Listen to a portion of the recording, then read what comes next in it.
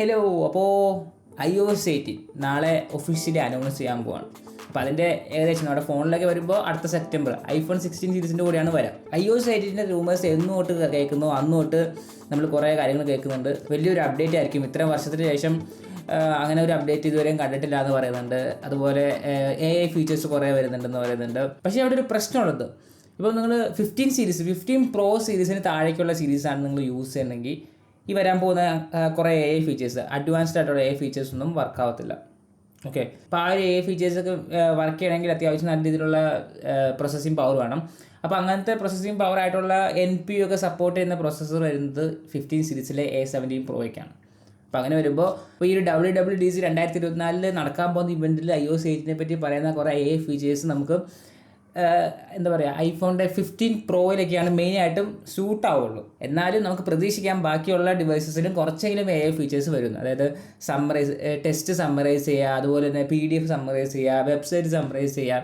ഇതൊക്കെ ബേസിക് സംഭവങ്ങളാണെന്നാണ് എൻ്റെ ഒരു വിശ്വാസം. അതെങ്കിലും ഒരു മിനിമം അതെങ്കിലും നമ്മുടെ ബാക്കിയുള്ള ഐഫോൺസിലും AI ഫീച്ചേഴ്സായിട്ട് ഈ iOS 18 കൂടെ വന്നാൽ മതിയായിരുന്നു എന്നാണ് എൻ്റെ ഒരു ഇത്. അപ്പോൾ നിങ്ങൾക്ക് എന്ത് തോന്നുന്നു ജസ്റ്റ് പറയാം. iOS 18 പറ്റി ഹൈപ്പാണോ, അതുപോലെ തന്നെ iOS 18 വന്നാൽ അപ്പം തന്നെ നിങ്ങൾ അപ്ഗ്രേഡ് ചെയ്യുമോ, അതോ എല്ലാവരും അപ്ഗ്രേഡ് ചെയ്ത് എന്തൊക്കെ കാര്യങ്ങളൊക്കെ നടക്കണേ എന്നൊക്കെ അറിഞ്ഞിട്ട് അപ്ഡേറ്റ് ചെയ്യാനിരിക്കുകയാണെന്നൊക്കെ നിങ്ങൾക്ക് ജസ്റ്റ് കമൻറ്റ് ചെയ്യുന്നത് അടിപൊളിയായിരിക്കും. അപ്പോൾ പറഞ്ഞ പോലെ തന്നെ iOS 18 ഒരു ബിഗ് ആയിട്ടുള്ളൊരു അപ്ഡേറ്റ് ആണ്. കാരണം ആപ്പിളിൻ്റേതായിട്ടുള്ള AI സെറ്റപ്പും കാര്യങ്ങളൊക്കെ ഇതിനകത്ത് ഇൻറ്റഗ്രേറ്റ് ചെയ്യാൻ പോകണം. അതായത് ആപ്പിളിൻ്റെ വേറെ ഒരു പ്രോഡക്റ്റിലും AI ഇൻറ്റഗ്രേഷൻ ഇതുവരെ വന്നിട്ടില്ല. അവരുടെ സ്വന്തം AI ഒന്നും ഇതുവരെ അനൗൺസ് ചെയ്യുക അങ്ങനത്തെ പരിപാടികളൊന്നും ഇതുവരെ നടന്നിട്ടില്ല. ഈ ഐഫോൺസിലേക്കാണ് ഫസ്റ്റ്ലി അത് ഇംപ്ലിമെൻറ്റ് ചെയ്യാൻ പോകുന്നത്. പിന്നെ ആപ്പിളും ChatGPT ഒക്കെ ഫൈനലൈസ് ആയിട്ടുണ്ട് അവരുടെ AI കൊളാബറേഷൻ.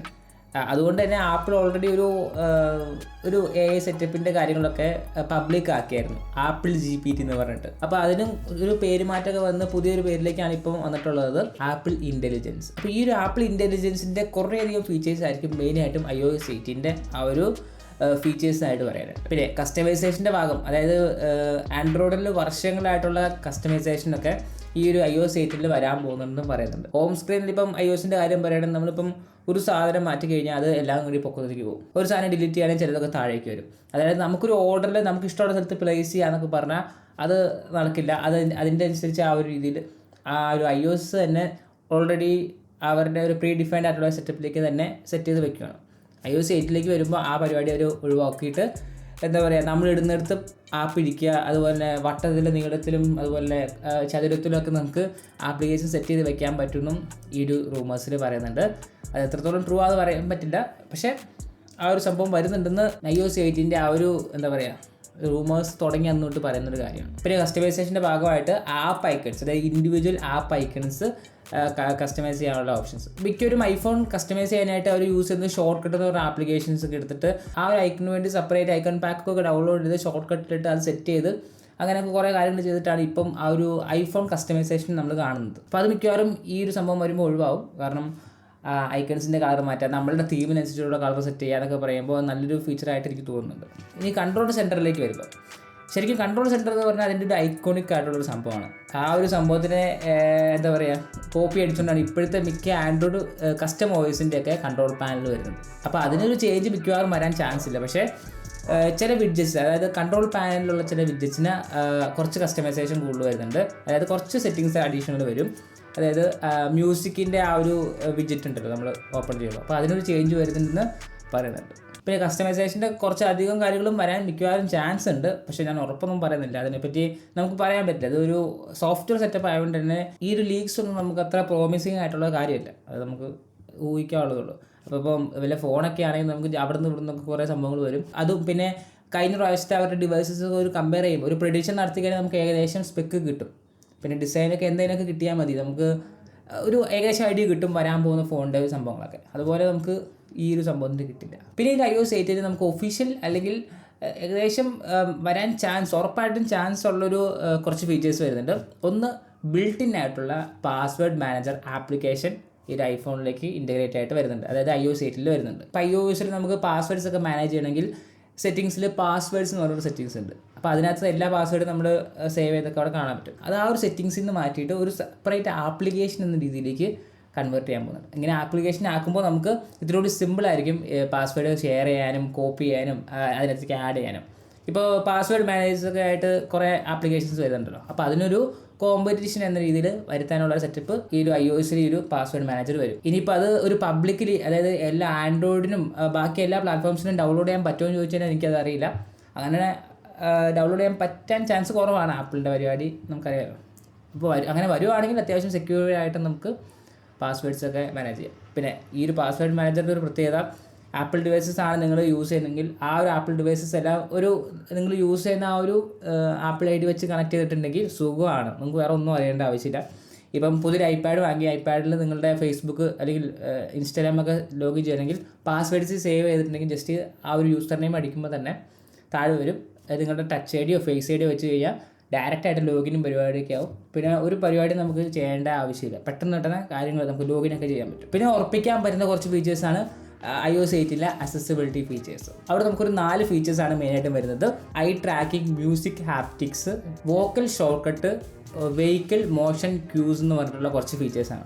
അപ്പോൾ അക്സസിബിലിറ്റി ഫീച്ചേഴ്സ് മെയിനായിട്ട് നമുക്കറിയാം, നമ്മളുടെ ഓരോരുത്തർക്കും ഓരോ പ്രശ്നങ്ങളുണ്ടാവില്ല. ഇപ്പം കണ്ണ് കാണാനും അതുപോലെ തന്നെ ചെവി കേൾക്കാനും അങ്ങനത്തെ പ്രശ്നങ്ങളുള്ളവരെയും ഈ ആപ്പിൾ പ്രോഡക്റ്റ്സ് യൂസ് ചെയ്യാൻ എൻകറേജ് ചെയ്യുന്ന രീതിയിലുള്ള ഒരു സെറ്റപ്പാണ് ഈ സംഭവം. അപ്പോൾ അതിൻ്റെ ഭാഗമായിട്ടാണ് ഈ കുറച്ച് ഫീച്ചേഴ്സ് വരുന്നത്. ഐ ട്രാക്കിംഗ് എന്ന് പറഞ്ഞു കഴിഞ്ഞാൽ ആ ഒരു വിൻഡോയിൽ കാണുന്നതല്ല നമ്മൾ കണ്ണുകൊണ്ട് കൺട്രോൾ ചെയ്യാം. അതായത് ഓരോ സൈഡിലേക്ക് നോക്കുമ്പോൾ ആ സൈഡ് പോപ്പായി വരാം. ഇപ്പോൾ ഒരു സെറ്റിങ്സിലേക്ക് നമ്മൾ കണ്ണ് വെച്ച് നോക്കുവാണ്, അപ്പോൾ ആ സെറ്റിങ്സ് പോപ്പപ്പായി വരാം. എന്നിട്ട് കണ്ണടയ്ക്കുമ്പോൾ സെലക്ട് ആവാം. ആ ഒരു ടൈപ്പ് സെറ്റപ്പ് ഈ ഒരു iOS 8-ൽ വരും. പിന്നെ മ്യൂസിക് ആപ്റ്റിക്സ് എന്ന് പറഞ്ഞാൽ കേൾവി കുറവായിട്ടുള്ളവർക്ക് അത് മെയിനായിട്ടും നമ്മുടെ ഐഫോണിൽ പ്ലേ ചെയ്യുന്ന സൗണ്ടിൻ്റെ കുറച്ച് വൈബ്രേഷൻസ്, ആ ഒരു ടോണിനനുസരിച്ചുള്ള വൈബ്രേഷൻസ് ഒക്കെ ഈ ഒരു ഐഫോൺ പ്രൊഡ്യൂസ് ചെയ്യും. പിന്നെ വൈബ്രേഷൻ പ്രൊഡ്യൂസ് ചെയ്യാൻ ഐഫോണിൻ്റെ എക്സ്പീരിയൻസ് പറയേണ്ട കാര്യമില്ല. ഓക്കെ, അവരുടെ ആപ്റ്റിക്സ് എന്ന് പറഞ്ഞാൽ ടോപ്പ് നോച്ച് തന്നെയാണ്. നിങ്ങളിപ്പോൾ ഒരു റിംഗ് ടോൺ ഇട്ടിട്ട് അതിൻ്റെ ആപ്റ്റിക്സ് ജസ്റ്റ് ഒന്ന് കേട്ട് നോക്കി കഴിഞ്ഞാൽ ആ ഒരു സെയിം റിംഗ് ടോൺ തന്നെയാണ് നമുക്ക് ആ വൈബ്രേഷനിൽ ആസ്വദിക്കാൻ പറ്റുന്നത്. ഓക്കെ, ആ ഒരു സെയിം ടൂൺ. അപ്പം അങ്ങനെയുള്ളപ്പോൾ ഈ ഒരു മ്യൂസിക് ആപ്റ്റിക്സ് സിസ്റ്റം വൈഡ്, അതായത് നമ്മൾ സാധാരണ കേൾക്കുന്ന വീഡിയോസിൻ്റെ ബാക്ക്ഗ്രൗണ്ട് മ്യൂസിക്കായിട്ടും പ്ലേലിസ്റ്റ്, ഇപ്പോൾ സ്പോട്ടിഫൈ, ആപ്പിൾ മ്യൂസിക് എന്നൊക്കെ കേൾക്കുന്ന മ്യൂസിക്കിൻ്റെ ഈ ഒരു ആപ്റ്റിക്സൊക്കെ ആയിട്ട് കൊണ്ടുവരുവാണെങ്കിൽ പറയേണ്ട കാര്യമില്ല. അതൊരു നല്ലൊരു അടിപൊളി ഫീച്ചർ ആയിരിക്കും. പിന്നെ വോക്കൽ ഷോർട്ട് കട്ട്, ഇപ്പോൾ നമുക്ക് ക്യാമറ ഓപ്പൺ ചെയ്യുന്നതെന്ന് പറയാം. ഇപ്പോൾ സാധാരണ സിരിയോട് നമ്മൾ സിരി എന്ന് വിളിച്ചിട്ട് ഓപ്പൺ ക്യാമറ എന്ന് പറയാം. അതിന് പകരം നമുക്ക് ആ ഒരു ഓപ്പൺ ക്യാമറയ്ക്ക് പകരം ക്യാമറ എന്ന് പറയുമ്പോൾ ഓട്ടോമാറ്റിക്കലി ഓപ്പൺ ചെയ്യുക. ഇപ്പോൾ വാട്സപ്പ് ഓപ്പൺ ചെയ്യാൻ വിചാരിക്കുക, ഇപ്പോൾ ഓപ്പൺ വാട്സപ്പിന് പകരം ഗ്രീൻ ബബിൾ എന്ന് പറയുമ്പോൾ വാട്സപ്പ് ഓപ്പൺ ചെയ്യുക. അപ്പോൾ അങ്ങനെ കസ്റ്റമായിട്ടുള്ള വോക്കൽ ഇൻപുട്ട് കൊടുക്കുക, അതിനനുസരിച്ചുള്ള ഓപ്പറേഷൻ സെറ്റ് ചെയ്യുക എന്നുള്ള ഒരു ഫീച്ചർ. പിന്നെ വെഹിക്കിൾ മോഷൻ ക്യൂസ്, ഇത് മെയിനായിട്ടും നമുക്കറിയാം, നമ്മൾ വണ്ടിയിലൊക്കെ പോയിക്കൊണ്ടിരിക്കുന്ന സമയത്ത് ഛർദ്ദിക്കാൻ വരാം, അങ്ങനത്തെ കുറച്ച് വിഷയങ്ങൾ നമുക്ക് വരും. അപ്പോൾ മെയിനായിട്ട് എന്താ, നമ്മൾ കാണുന്നതും കേൾക്കുന്നതിൻ്റെ തമ്മിലുള്ള വ്യത്യാസം കൊണ്ടാണ് നമുക്കത് വരുന്നത്. അപ്പോൾ അതിനെ പരിഹരിക്കാൻ വേണ്ടി നമ്മൾ വണ്ടിയിൽ ഇങ്ങനെ പോയിക്കൊണ്ടിരിക്കുകയാണ്. അപ്പോൾ ആ സമയത്ത് നമ്മൾ ഫോൺ യൂസ് ചെയ്യുകയാണെങ്കിൽ ഐഫോൺ ആ ഒരു യുടെ മേളിൽ കുറച്ച് ഡോട്ട്സ് ഇടും. അപ്പോൾ നമ്മൾ പോകുന്ന ഡയറക്ഷൻ അനുസരിച്ച് അത് അങ്ങോട്ട് നീങ്ങുക. ഇപ്പോൾ ലെഫ്റ്റിലേക്ക് പോകുകയാണെങ്കിൽ ലെഫ്റ്റിലേക്ക് ഡോട്ട്സ് നീങ്ങും, റൈറ്റിലേക്ക് പോകുകയാണെങ്കിൽ റൈറ്റിലേക്ക് ഡോട്ട്സ് നീങ്ങും. അപ്പം ഈ ഡോട്ട്സ് നീങ്ങുന്നതനുസരിച്ച് നമ്മുടെ ആ ഒരു മൂവ്മെൻറ്റ്, നമ്മൾ വണ്ടിയിൽ പോകുകയെന്നുള്ള ആ ഒരു തോട്ട് നമ്മുടെ ബ്രെയിനിൽ എത്തിക്കും. അതാണ് മെയിനായിട്ടും ഈ ഒരു വെഹിക്കിൾ മോഷൻ ക്യൂ കൊണ്ടുവരാൻ ശ്രമിക്കുന്നത്. അപ്പോൾ ഇതൊക്കെയാണ് മെയിനായിട്ടും നമുക്ക് വരാൻ ചാൻസ് ഉള്ള കുറച്ച് ഫീച്ചേഴ്സ്. ഇനി അങ്ങോട്ട് AI ഫീച്ചേഴ്സാണ് വരാൻ പോകുന്നത്. ഇപ്പം AI ഇൻ്റഗ്രേഷൻ എന്ന് പറഞ്ഞാൽ ആപ്പിളിൻ്റെ മിക്ക ആപ്ലിക്കേഷനിലും AI ഇൻ്റഗ്രേഷൻ വരുന്നുണ്ട്. ആപ്പിളിൻ്റെ മെയിലിൽ വരും, മെസ്സേജസിൽ വരും, ഫോട്ടോസ് ആപ്പിലേക്ക് വരുന്നുണ്ട്, ആപ്പിളിൻ്റെ നോട്ട്സ് ആപ്പിലേക്ക് വരും. അങ്ങനെ കുറച്ച് ആപ്ലിക്കേഷൻസിലേക്ക് ഈ ഒരു AIയുടെ കുറേ ഫീച്ചേഴ്സ് വരും. അത് ചിലപ്പം ആ ഒരു ആപ്ലിക്കേഷൻ്റെ ബേസ്ഡ് ആയിട്ടുള്ള അതിനെ സപ്പോർട്ട് ചെയ്ത രീതിയിലുള്ള AI ഫീച്ചേഴ്സ് ആയിരിക്കും. ഇപ്പം ഫോട്ടോസിൻ്റെ കാര്യം പറയുകയാണെങ്കിൽ ഇപ്പോൾ റെഡ് ടീഷർട്ട് ഇട്ടിട്ടുള്ള ഫോട്ടോസൊക്കെ കണ്ടുപിടിച്ച് തരാൻ നമ്മൾ അതിനോട് പറഞ്ഞു കഴിഞ്ഞാൽ റെഡ് ടീഷർട്ടുള്ള ഫോട്ടോസൊക്കെ എടുത്ത് കണ്ടുപിടിച്ച് തരും. അങ്ങനെ ഇപ്പോൾ ഒരു സ്ഥലത്ത് നിന്ന് എടുത്ത ഫോട്ടോ ആണ് നിങ്ങൾക്ക് വേണമെങ്കിൽ അതിനെ പറ്റി നിങ്ങൾ സെർച്ച് ചെയ്ത് തരാം, ആ ഒരു അടിപൊളിയായിട്ട് എടുത്ത് തരും. അപ്പോൾ അങ്ങനെ ചോദിക്കുമ്പോൾ ഇപ്പോൾ ഓൾറെഡി നമ്മുടെ സെർച്ച് ബാറിൽ സെർച്ച് ചെയ്താൽ അത് കിട്ടുമല്ലോ. പിന്നെ ഇതിൻ്റെ ഈ ഒരു ഫീച്ചറിൻ്റെ ഒരു പ്രാധാന്യം എന്ന് ചോദിച്ചു കഴിഞ്ഞാൽ, ഇപ്പോൾ സെർച്ച് ബാർ വെച്ചിട്ട് ഫോട്ടോസൊക്കെ സെലക്ട് ചെയ്യുന്നു പറഞ്ഞാൽ അതിൻ്റെ ഡേറ്റ്, സമയം, അങ്ങനത്തെ കുറച്ച് കാര്യങ്ങളൊക്കെ നോക്കിയിട്ട് ബേസിക് ആയിട്ടുള്ള സെറ്റപ്പാണ്. ശരിക്കും ബേസിക്കാണ് ആ ഒരു സെർച്ചിന് കിട്ടുന്ന റിസൾട്ട്. നമുക്ക് ഫോട്ടോ കിട്ടുമെങ്കിലും ശരിക്കും ഇത് ബേസിക്കാണ്. AI ആയിട്ട് ഇൻറ്റഗ്രേറ്റ് ചെയ്യുമ്പോൾ നമ്മൾ ഒരു ഫോട്ടോ പോലും മിസ് ചെയ്യാൻ ചാൻസസ് കുറവാണ്. നമ്മൾ സെർച്ച് ചെയ്യുന്ന ആ ഒരു സംഭവത്തിൻ്റെ മാക്സിമം സംഭവങ്ങളും നമുക്കതിനകത്ത് കിട്ടും. ഇപ്പം ഫോട്ടോസ് ആപ്പ് വെച്ച് എക്സാമ്പിൾ പറയുമ്പോൾ ഒരു റെഡ് ടീഷർട്ട് വെച്ചിട്ടുള്ള ഒരു ഫോട്ടോ ഉണ്ടോ എന്ന് നോക്കിക്കഴിഞ്ഞാൽ നമ്മുടെ ആ ഒരു ഫോണിൽ എന്തോരം ഫോട്ടോ ഉണ്ടോ അതിലെല്ലാം സെർച്ച് ചെയ്തിട്ട് അതിൽ റെഡ് ഉള്ള സംഭവങ്ങളൊക്കെ എടുത്ത് നമ്മൾ ഡീറ്റെയിൽ ആയിട്ട് കാണിക്കാം. ഈ ഒരു സംഭവം നമുക്ക് സാധാരണ രീതിയിൽ ഇപ്പോൾ ഉള്ള രീതിയിൽ നമുക്ക് ചെയ്യാൻ പറ്റില്ല. ഇപ്പോൾ 2-3 ടീഷർട്ട് എടുത്ത് തരുമെങ്കിലും ബാക്കിയൊക്കെ അത് അവോയ്ഡ് ചെയ്ത് കളയും. അപ്പം അതൊക്കെ ഇത്തിരി ഒപ്റ്റിമൈസ് ആവും. ഇത് വരുമ്പോൾ. പിന്നെ സഫാരിയുടെ കാര്യത്തിലേക്ക് വരുമ്പോൾ സഫാരി വെബ്സൈറ്റ് സമ്മറൈസ് ചെയ്യാനുള്ള ഫീച്ചേഴ്സൊക്കെ ഈ ഒരു AI കൂടെ വരേണ്ടതാണ്, മിക്കവാറും വരാൻ ചാൻസ് ഉണ്ട്. പിന്നെ നമ്മുടെ ഐഫോൺസിൽ സ്പോട്ട് ലൈറ്റ് എന്ന് പറഞ്ഞൊരു ഫീച്ചർ നിങ്ങൾക്ക് അറിയാവുന്നതായിരിക്കും. ഇപ്പം ഹോം സ്ക്രീൻ വന്നിട്ട് നിങ്ങൾ താഴേക്ക് സ്വൈപ്പ് ചെയ്താൽ ഒരു സെർച്ച് ബാർ വരും. ആപ്പ് ലൈബ്രറി അല്ലാതെ ഒരു സെർച്ച് സെറ്റപ്പ് വരാറുണ്ട്. അവിടെ നമുക്ക് ഫോണിൻ്റെ സകല കാര്യങ്ങളൊന്നും സെർച്ച് ചെയ്യാൻ പറ്റുന്നതാണ്. ഇപ്പം കാൽക്കുലേറ്റർ അവിടെ യൂസ് ചെയ്യാം. അതുപോലെ നമുക്ക് ജസ്റ്റ് ഒരു എന്തെങ്കിലും പേരിൻ്റെ മീനിങ് അങ്ങനത്തെ കാര്യങ്ങളൊക്കെ ഒരു മിനി ഗൂഗിൾ എന്ന രീതിയിൽ നമുക്കത് യൂസ് ചെയ്യാൻ പറ്റും. അതിനെ ഇത്തിരി കൂടി എൻഹാൻസ്ഡ് ചെയ്യുന്ന രീതിയിൽ ആ ഒരു സ്പോട്ട് ലൈറ്റിൽ ഇത്തിരി കൂടി AI ഫീച്ചേഴ്സ് വരും. അപ്പം ഇത്തിരി കൂടി കൂടുതൽ റെസ്പോൺസും കാര്യങ്ങളൊക്കെ അതിൽ നിന്ന് ജനറേറ്റ് ചെയ്യാൻ പറ്റുമെന്ന് നമുക്ക് പ്രതീക്ഷിക്കാം. പിന്നെ അടുത്ത മോസ്റ്റ് ഇമ്പോർട്ടൻ്റ് ആയിട്ട് വരുന്ന AI ഫീച്ചേഴ്സ് വരുന്നത് സഫാരിയിലാണ്. സഫാരി ഫുള്ള് റീഡിസൈൻ ചെയ്യാനുള്ള പരിപാടിയാണ്.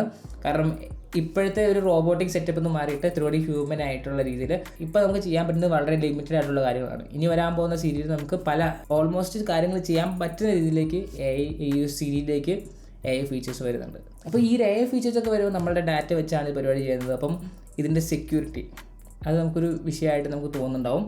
സെക്യൂരിറ്റി എന്ന് പറഞ്ഞാൽ ഇത് ക്ലൗഡ് തന്നെയാണ് പ്രോസസ്സ് ചെയ്യുക. അതായത് ഹിൻ ഡിവൈസിലല്ല പ്രോസസ്സ് ചെയ്യുന്നത്. അതൊക്കെ ചെയ്യണമെങ്കിൽ അത്യാവശ്യം ഇത്തിരി ഹെവി ആയിട്ടുള്ള പ്രോസസ്സറൊക്കെ വേണം. മിക്കവാറും iOS 16 ഇൻ ഡിവൈസ് പ്രോസസ്സിങ് കാര്യങ്ങളൊക്കെ മിക്കവാറും നടക്കാൻ ചാൻസ് ഉണ്ട്, റൂമേഴ്സ് അങ്ങനെ പറയുന്നുണ്ട്. അപ്പം ആപ്പിളിൻ്റെ സെക്യൂരിറ്റി എന്ന് പറയുന്നത് അത് ഹാർഡ്വെയർ ലെവൽ സെറ്റപ്പ് എന്നൊക്കെയാണ് അവർ പറയുന്നത്.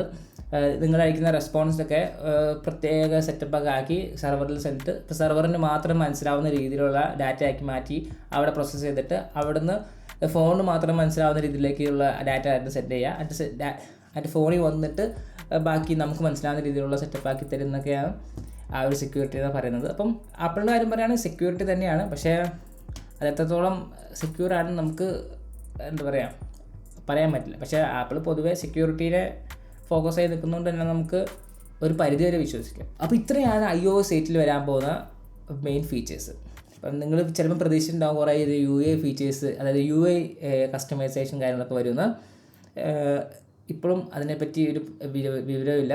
ഇനിയിപ്പോൾ സെറ്റിങ്സ് ആപ്പിൽ ചെറിയൊരു റീഡിസൈൻ വരാൻ ചാൻസ് ഉണ്ട്. വിഷൻ പ്രോയിലൊക്കെ കണ്ട സൈസ് ആ ഒരു ഗ്ലാസ് മെറ്റീരിയൽ ഒരു UI ഫീച്ചർ വരാൻ പോകുന്നുണ്ടെന്ന്. അതൊന്നും വരുമെന്ന് എനിക്ക് തോന്നുന്നില്ല. വരുവാണെങ്കിൽ അടിപൊളിയായിരിക്കും. നമുക്ക് നാളത്തെ ആ ഒരു ഇവൻറ്റ് കഴിഞ്ഞിട്ട് ബാക്കി സംസാരിക്കുന്നതായിരിക്കും നല്ലത്. ഇല്ലാത്ത കാര്യങ്ങൾ പറഞ്ഞിട്ട് ഒരു കാര്യമില്ല, വെറുതെ സമയം കളയല്ലാണ്ട്. അപ്പം WWDC 2024 നാളെ, അതായത് ജൂൺ 10 പരിപാടി തുടങ്ങും. അപ്പോൾ അതിന് iOS 18 iPadOS 18 macOS 15 tvOS watchOS ഒക്കെ നാളെ റിലീസ് ചെയ്യുമ്പോൾ എന്തൊക്കെ ഫീച്ചർ വരുന്നുണ്ടെന്ന്. എന്തായാലും iOS 18 ആണ് മെയിൻ ഫോക്കസ്. പിന്നെ iPadOSലേക്ക് വരുമ്പം എനിക്ക് തോന്നുന്നു ഇപ്പോഴത്തെ റൂമർ വെച്ച് നോക്കുമ്പോൾ വലിയ ഫീച്ചേഴ്സൊന്നും വരുന്നില്ല. ഈ AI ഫീച്ചേഴ്സ് അല്ലാണ്ട് അങ്ങനെ വലിയ മാറ്റങ്ങളൊന്നും iPadOSൽ വരുന്നില്ല. മിക്കവാറും അടുത്ത വർഷം iPadOS വരാൻ ചാൻസ് ഉണ്ട്. പിന്നെ macOSലേക്ക് വരുമ്പം ഇപ്പോഴും വലിയ ഫീച്ചേഴ്സൊന്നുമില്ല. AI ഫീച്ചേഴ്സ് ഇൻറ്റഗ്രേറ്റ് ചെയ്യാം, അല്ലാണ്ട് UI ചേഞ്ചസോ അങ്ങനത്തെ കാര്യങ്ങളൊന്നും വരുന്നില്ല. അപ്പോൾ ഇത്രയേ ഉള്ളൂ. Okay, by.